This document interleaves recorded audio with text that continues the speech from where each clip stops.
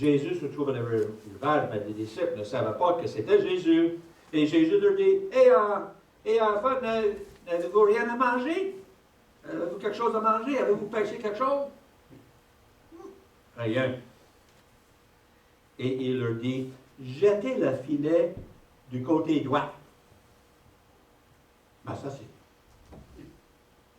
normal. Écoute, il y a un vrai professionnel, pêcheur professionnel qui jette les filets à gauche? Hein? Ah, oh. Donc Jésus dit, mais t'as rien fait à gauche, là? J'étais de l'autre côté. Vois ce que ça se passe. Et qu'est-ce qui est arrivé? Hein? Tout à...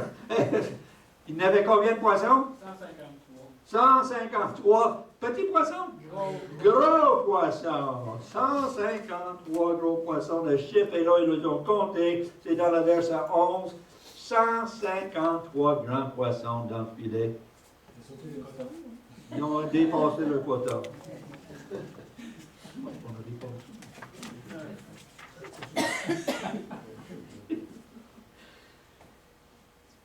Ça me faisait penser un petit peu, puis Renard nous a amené ça la semaine passée aussi.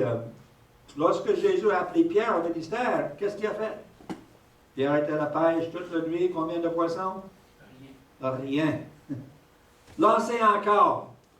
Et encore la même histoire. Le bac s'est rempli de poissons et Père a tombé aux genoux. Éloignez de vous, je suis un homme pécheur. Et lorsque les apôtres ont compris que c'était Jésus, alors les disciples que Jésus avait dit à Pierre, c'est le Seigneur. Comment est-ce que Pierre s'est senti encore? Pécheur. Mais Jésus est en train d'aller chercher son équipe, les gens qui étaient dispersés. Et puis on voit ici que pour la deuxième fois, on remplit le bateau et on va dire à Pierre, ben, voici la direction que je t'ai donnée il y a 3 ans. Là. Je suis encore avec toi, je suis encore en contrôle de les éléments de la nature, de la mer, et je suis capable de répondre à vos besoins. Ayez confiance en moi. Et encore, suivez-moi et je vous ferai pêcheurs d'hommes. Donc, on va revenir un petit peu à ça, mais on voit ici que les disciples se sont dispersés, partis, retournent à la pêche, et puis là, Jésus doit les ramener cette équipe ensemble et les réorienter, leur donner une nouvelle direction. Et puis, il y a quelques années, j'étais ici au Val-Gilbert, puis un missionnaire, ou un ouvrier, bien connu dans la province, qu'on s'est croisé par hasard au Val-Gilbert. Il avait l'air bien bas, puis découragé, puis comment ça va? On jase, puis je lui ai donné une petite phrase. C'est là, c'est juste une petite phrase. Puis il me regarde, la tête là, les yeux ouverts. Il dit, c'est ça! Qu'est-ce que je lui ai dit? 4 mots. Jeter le filet de l'autre bord. Côté droit. Autrement, lui, je pensais, son ministère, il y avait d'autres choses. C'est comme donner un poussé de changer de bord, de changer de direction dans son ministère, dans sa vie. Et le Seigneur l'avait dit. Donc, des fois, ça ne prend pas grand-chose. Mais ici, les disciples sont de retour à la pêche. Jésus doit prendre leur attention pour les ramener à la direction qu'il avait déjà choisie pour eux. Troisième petite idée, qu'est-ce qu'il peut y avoir comme une autre petite idée? Pas de vignette. Déjeuner. Donc Jésus prépare ici, sur le bord de la mer, un petit déjeuner pour ses disciples. Si vous voulez connaître quelqu'un un peu plus, si vous voulez prendre du bon temps, partager, se mettre au courant de ce qui se passe, partager des requêtes de prière, prier les noms, qu'est-ce que vous allez faire souvent? On va inviter à déjeuner. On fait ça. Ben là, COVID, ça tomberait un petit peu, là. On allait prendre le café ensemble. On dit souvent ça. Et c'est parce qu'on veut prendre un temps spécial pour entrer plus dans les détails de la vie que juste un passage rapide.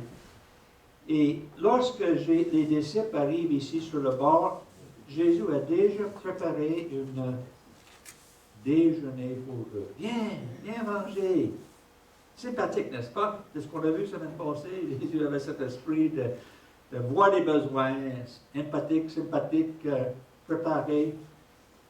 Parce que les disciples sont fragiles dans cette période de leur vie.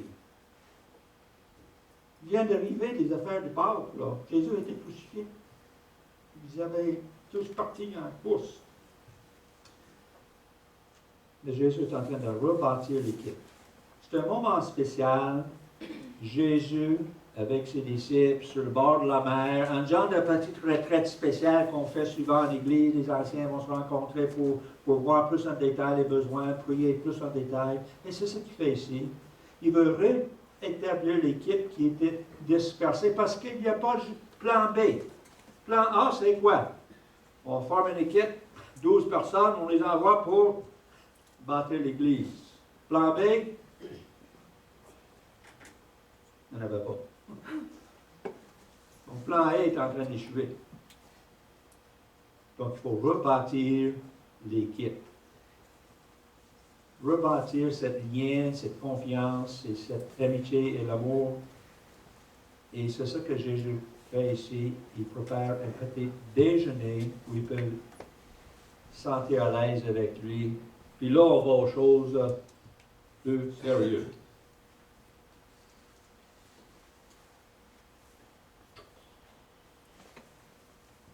La restauration. La restauration, ou on peut dire la guérison. La guérison de l'âme. Rétablir le plan A.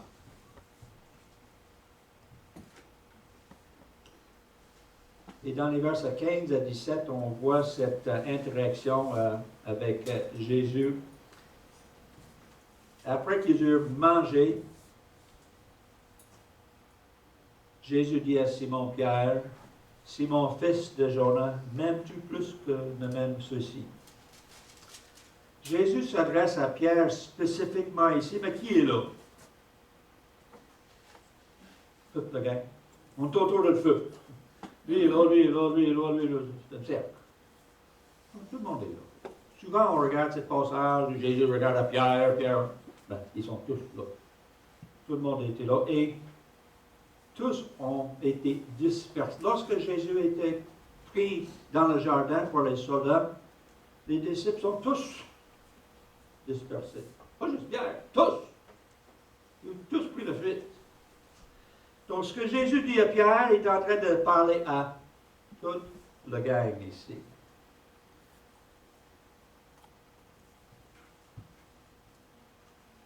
Vous savez que lorsque Jésus s'est adressé à Pierre avant sa mort, il dit, « Pierre, tu es un bon gars, mais tu vas me nier 3 fois. » Avant que le coq. « Oh, jamais, pas moi. Les autres, oui, mais pas moi. » Mais qu'est-ce qui est arrivé? Le Seigneur étant tourné, ça c'est lorsque le coq a chanté. Le Seigneur s'étant retourné, regarde Pierre, et Pierre se souvint de la parole que le Seigneur lui avait dit, avant que le coq chante, aujourd'hui tu me réuniras 3 fois. Et étant sorti, il pleura amèrement. Donc ici que Pierre, non, je ne connais pas, non, je ne connais pas. Non, il n'avait plus ce brave.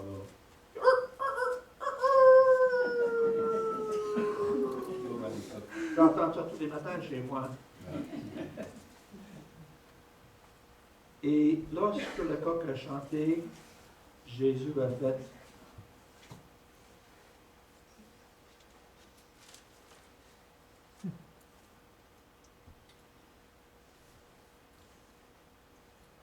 comment est-ce que Pierre se sent?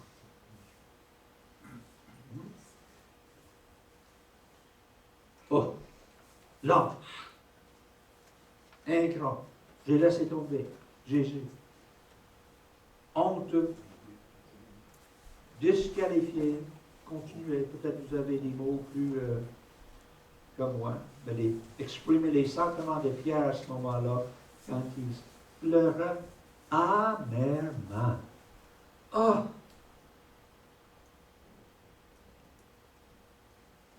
Donc ici, Jésus le regarde de nouveau, mais dans ses yeux, il regarde dans les yeux. Pierre, m'aimes-tu? Pierre, m'aimes-tu? Oui. Pierre, est-ce que tu m'aimes? Et oui, il y a un grand jeu de mots ici avec Philéo, puis Agapé, puis moi, c'est pas grec. C'est plus juif que grec. Donc, mais ce que je vois ici dans l'importance de ce texte, que 3 fois, Pierre a nié le Seigneur. 3 fois, le Seigneur lui regarde dans les yeux. Est-ce que tu m'aimes? Est-ce que tu m'aimes? Est-ce que tu m'aimes? Si tu m'aimes, là, fais mes brebis. Prends la responsabilité que je t'avais donnée. Prends soin de mon Église. Et je crois que chaque fois que Jésus lui a parlé, Pierre se sentait encore un peu plus. Mais Jésus me parle encore. Il ne m'a pas rejeté. Il ne m'a pas disqualifié. Il m'aime. Et je crois qu'à la fin de ce petit partage-là, Pierre se sentait pardonné, rétablir la confiance en lui-même. Il sentait la guérison dans son âme de ce reniement terrible qu'il avait fait.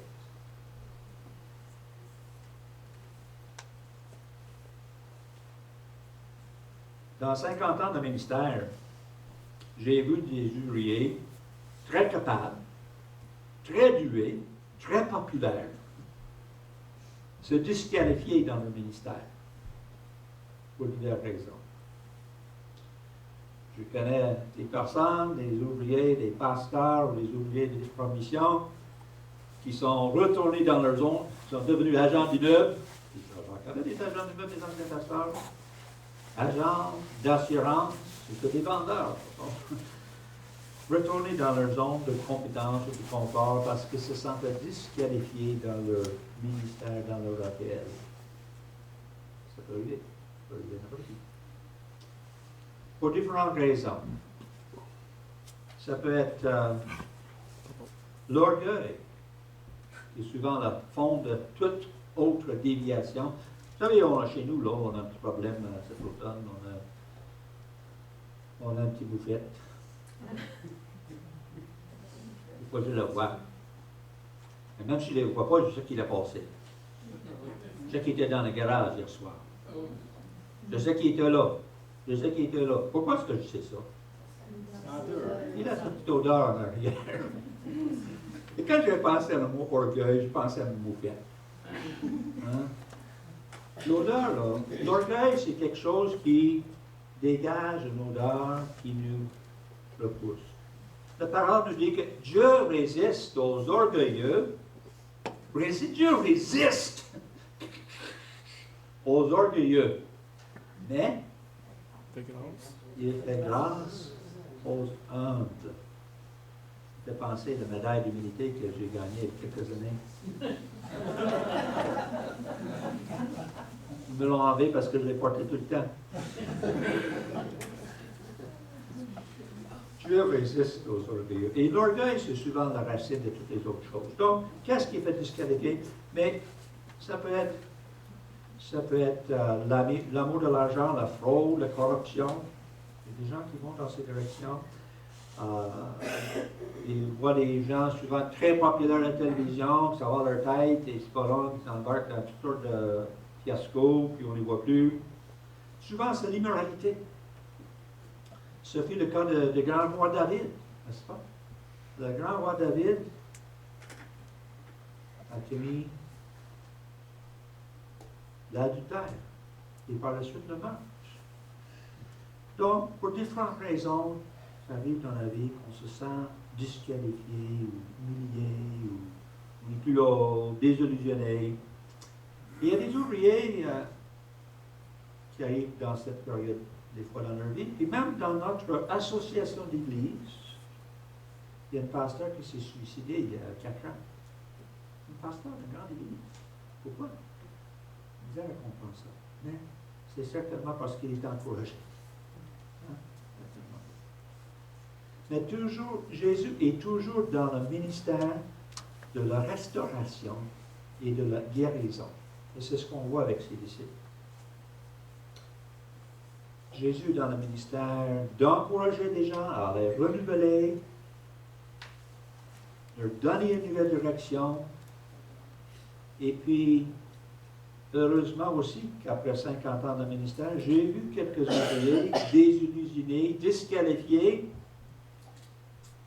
mais des ouvriers qui, après une période de repos, une période de guérison de l'âme, de relation d'aide, de repentance, de confession, qui ont été restaurés dans leur ministère. Et pas juste les ouvriers, restaurés dans notre rôle de parents ou de famille ou quoi que ce soit. Il y a quelques années, il y avait un auteur de livre très connu, très bien en français, je suis sûr que vous l'avez chez vous. À un moment donné, pouf, on entend parler de lui, puis on rit, on entend un peu, ah, monsieur est parti. Parti avec la secrétaire. Pas drôle, hein? Mais ce qui est encourageant, c'est de voir qu'après une période de restauration, de relation d'aide avec un comité d'autres pasteurs et de missionnaires, cet monsieur-là a été complètement restauré, renouvelé et remis à part dans son ministère. L'histoire n'était pas finie là. C'est ça qui est bon. Jésus est dans le ministère de la restauration. On n'irait pas lire le psaume 51, on a juste mis quelques grandes lignes ici. Mais le psaume 51, le psaume 32, les deux passages où on parle de la restauration de David. Dit David, psaume 50. J'ai péché contre toi seul. J'ai péché contre toi seul. Le péché, c'est pas contre tel et tel et tel, c'est contre Dieu. Purifie-moi. Lave-moi. Criez en moi encore un cœur pur. Renouvelle en moi un esprit bien disposé. Ne me rejette loin de ta face. Seigneur, ouvre mes lèvres et ma bouche publierait tes louanges. Est-ce que David était restauré?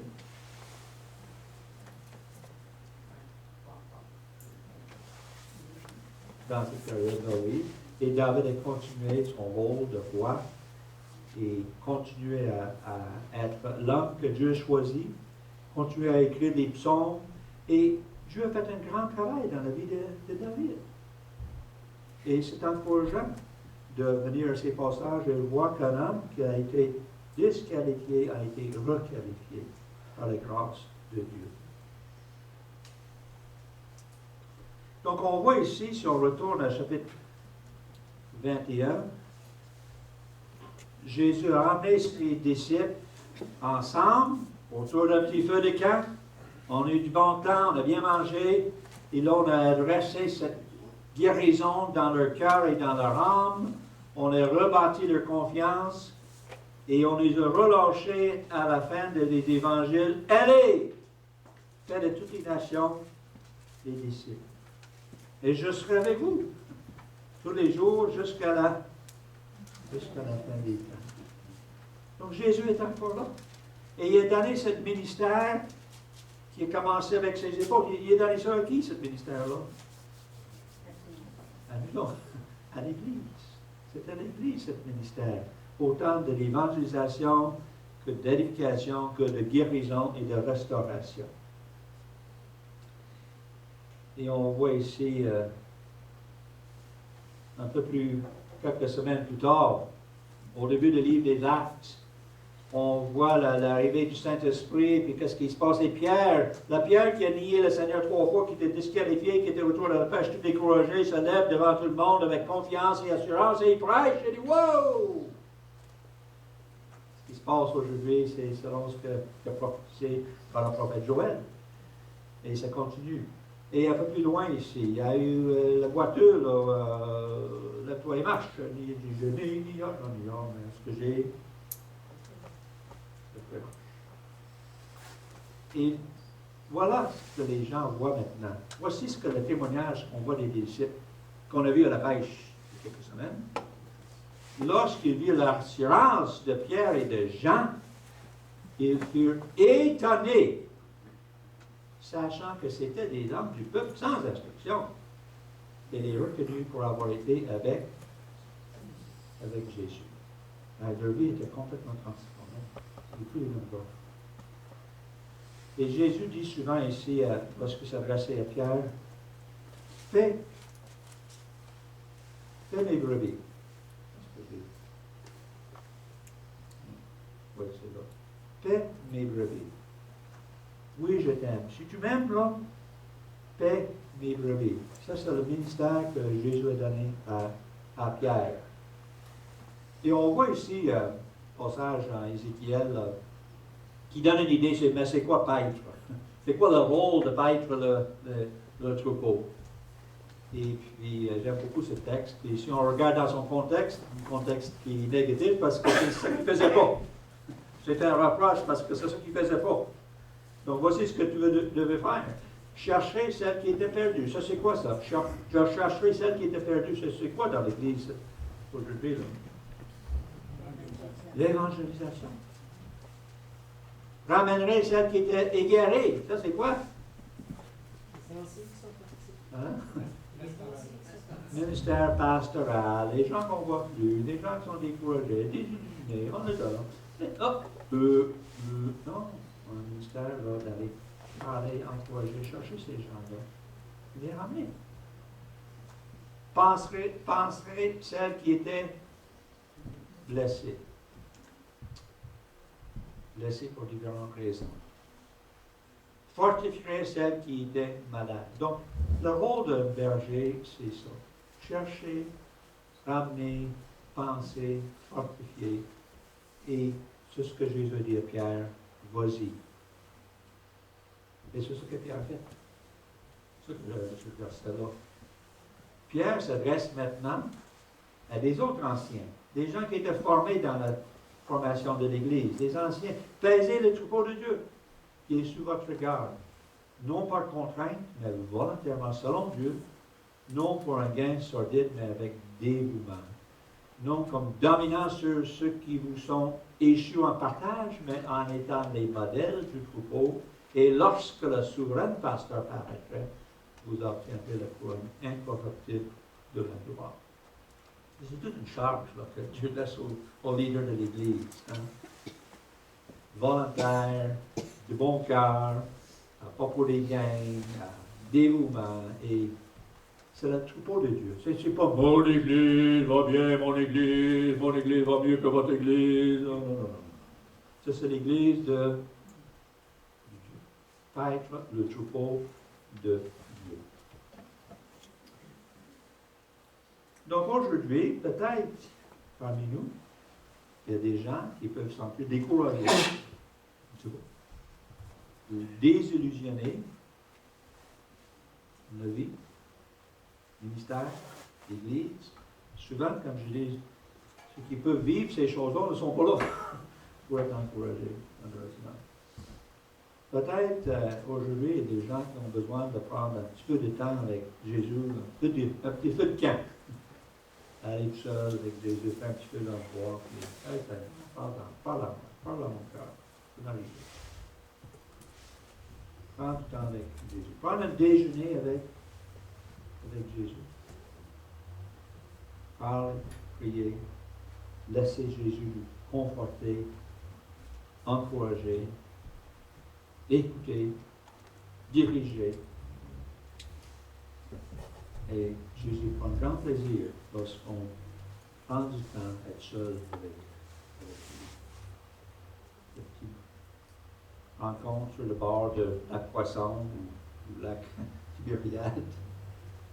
Ça nous attend.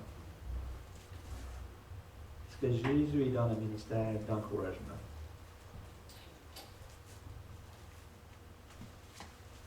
J'ai souvent partagé ce verset ici, parce que j'aime beaucoup ce verset-là. L'Éternel a fermé les pas de l'homme et il prend plaisir à sa voix. S'il tombe, il n'est pas terrassé, car l'Éternel lui prend la main. S'il tombe. On a vu un homme tomber aujourd'hui. On a vu différentes personnes. Mais pas terrassé. Pourquoi? Parce qu'à l'Éternel, il prend la main. Ce matin, j'ai lu dans le psaume 45, un verset qui rejoint. L'Éternel soutient tous ceux qui tombent.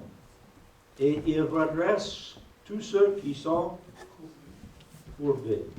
Merveilleux d'avoir avec ça. Moi, j'ai appris ce verset-là il y a 1971. Ça fait longtemps. 50 ans, ça va. Ouf! J'ai dit, oh, ce verset m'a touché. C'est devenu pour moi un verset clé de ma vie. Où ce que j'ai vu le Seigneur a fermé mes pas à travers les années. Là, et on a toujours pris plaisir à savoir, parce que c'est la volonté de Dieu. Et des fois, découragé, des fois tombé, mais jamais. Parce que tu prends la main.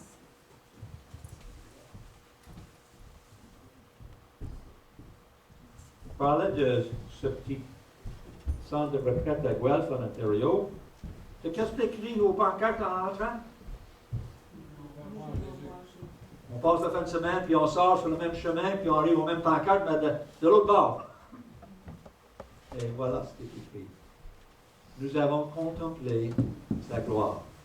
Nous avons contemplé la gloire. Et puis, par la grâce de Dieu, ce matin, nous avons, un peu comme Renard nous a amené hier, la semaine passée, à voir Jésus, nous avons vu Jésus dans un autre contexte. Et on voit Jésus avec cet amour pour ses hommes, pour cette équipe, comment il a pris soin pendant 3 ans, les a choisis maintenant, découragés, il les prend par la main, il les recharge pour le ministère qu'ils ont pris à cœur. Et nous, on est là aujourd'hui à cause de ça. Donc, merci Seigneur pour ta grandeur et ta gloire et ta grâce. Moi, j'ai quelques minutes. À côté de 11h moins 10. Et je suis content parce que je dis peut-être qu'il y a des gens ici qui aiment partager. Peut-être suite à ce qu'on vient de voir dans la parole, il y a quelque chose qui vous a touché, vous aimeriez partager ça. Peut-être que vous avez une question.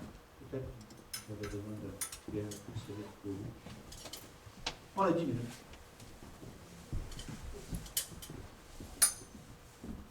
Oui. Moi, je me dis qu'avec Dieu, quoi qu'il arrive, là, dans notre vie, tout ce qu'on vit, Dieu il est toujours là avec nous. Il faut s'appuyer sur lui, puis tout lui donner tout ce qu'on a dans notre cœur. Lui donner ça, puis lui nous prend la main, puis il continue à nous faire grandir à chaque jour. Vous êtes un bon exemple de ça, Suzanne. Merci. On ne pas tous en même temps, c'est juste ça. Moi, ce que je remarque, c'est que quand on fait quelque chose qui peut déplaire à Dieu ou contre sa parole, c'est qu'on se condamne vraiment soi-même et on ne se pardonne pas. Et de croire au pardon de Dieu, c'est vraiment la clé du vrai bonheur et de la libération. Pas de libération sans pardon. C'est ça. Merci. Vous avez vécu des choses. Vous avez vécu aussi d'apprendre à laisser Dieu manifester sa grâce et son amour avec toi. Merci, Réjeanne. Oui.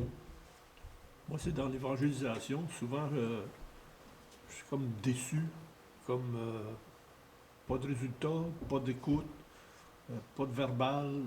C'est vraiment là, c'est mort, c'est triste, tout ça. Puis, mais à un moment donné, au temps de Dieu, il arrive toujours quelqu'un, une parole, quelqu'un qui dit quelque chose, qui nous dit, ah, le dernier n'est pas encore trouvé. Fait que c'est ça. Au temps de Dieu, il y a toujours une récompense, il y a toujours un clin d'œil qui fait que ça, ok, on continue.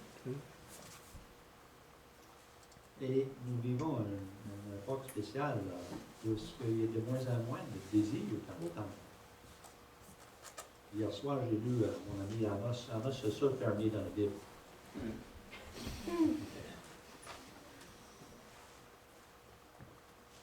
Et Amos a dit ici, là, et Amos qui a dit, prépare-toi à la rencontre de ton Dieu. Il dit aussi, voici les jours viennent, dit le Seigneur l'Éternel, où j'enverrai la famine dans le pays, non pas la disette du pain et la soif de l'eau. Quelle sorte de famine? Spirituel. Mais la faim et la soif d'entendre les paroles de l'Éternel. La famine d'entendre la parole de Dieu. Merci Amos. On vit dans ces périodes. Donc, il y a quelque chose d'intéressant dans la parole que tu nous as partagée. Fais attention. C'est que parfois nous sommes trop orgueilleux ou trop têtus et nous ne voulons pas changer de place. On dit, on prie, Seigneur, il faut que ça soit ça, Seigneur, Seigneur. Et parfois c'est clair qu'il faut changer de direction, il faut changer de position, il faut changer de stratégie. Donc il faut être humble mais suffisant. Comprendre que ce n'est pas toujours que Dieu va te donner la réponse que tu veux, mais la réponse que lui pense que c'est la bonne. Et là, c'est comme le cas de Pierre qui pensait à lancer à droite, mais c'était à gauche la solution. non, c'est le contraire. Il est à gauche, à droite. Voilà. Mais c'est ça, parfois nous sommes trop, Oui. nous sommes trop retenus là, on pense qu'il y a juste cette solution. Oui. Et parfois la solution est beaucoup plus simple, le Seigneur nous dit. Il Oui. faut juste écouter Moi, le j'aime Seigneur, beaucoup l'Esprit de Dieu. J'aime beaucoup cette notion qui sort de ce passage. Ouais. Merci. Bonjour, madame. Je ne vous connais pas, là. Vous êtes arrivé avec votre fille. Est-ce que vous êtes première fois? Non, je ne sais pas, non, c'est pas toujours. Deuxième fois. La voisine de Marc et Nathalie. Oh, mais oui! Là, je vous ai vu une fois. C'est là que je vous ai vu une fois. Oui, c'est vrai. On a monté le gazebo. Oui, on montait le gazebo, et c'est là que je t'ai vu. Puis ta fin, combien? À part de ça, il y a quelques... Sinon, on va demander à notre ancien Renard de terminer là.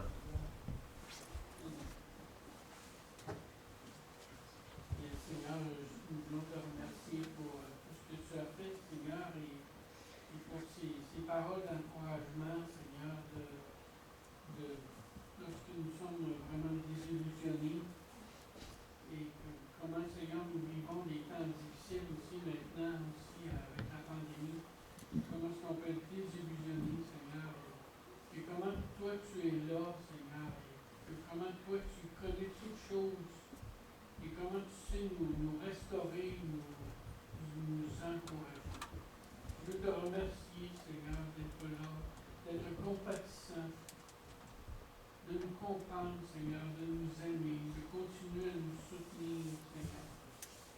Et puis, je veux te louer, Seigneur, pour ton amour qui est merveilleux, qui est incroyable pour nous, Seigneur. Béni sois-tu, Amen. Amen. Merci. Bonne semaine.